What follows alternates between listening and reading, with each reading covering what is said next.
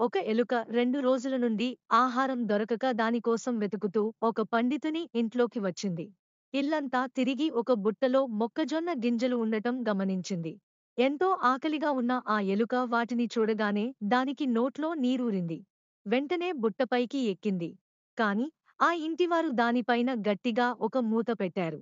నిరాశగా కిందకి దిగి ఆ బుట్ట చుట్టూ తిరిగింది.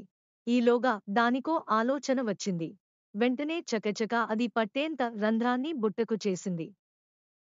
చకచక లోపలి ప్రవేశించింది. ఎన్నో జొన్న గింజలు. ఆనందంతో వాటిని తినడం ప్రారంభించింది. అలా ఆపకుండా ఆ బుట్టలోని గింజలన్నింటినీ తినేసింది. నిండి బాగా లావెక్కింది. ఇక బయటపడటమే అనుకుంది. వెంటనే రంధ్రంలోంచి బయటకొచ్చే ప్రయత్నం చేసింది.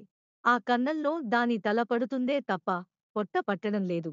పోనీ ఆ రంధ్రాన్ని పెద్దది చేద్దామంటే బాగా తినడంతో ఆయాసం దానితో లోపలే కూలబడి అరవడం ప్రారంభించింది.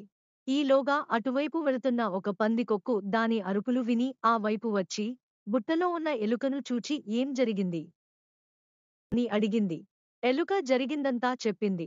అంతా విని పందికొక్కు, నువ్వు 4 రోజులు ఉపవాసం ఉండు. అప్పుడుగాని ఈ రంధ్రంలోంచి బయటకు రావచ్చు. అయినా తేరగా దొరికింది కదా అని మితిమీరి తింటే ఇలాగే జరుగుతుంది అని చెప్పి ఎంచక్కా వెళ్ళిపోయింది. ముందు వెనుక ఆలోచించనందుకు తగిన శాస్తి జరిగిందని మనసులో అనుకుని ఆ ఎలుక మరో మార్గం లేక బుట్టలోనే కూర్చుండిపోయింది.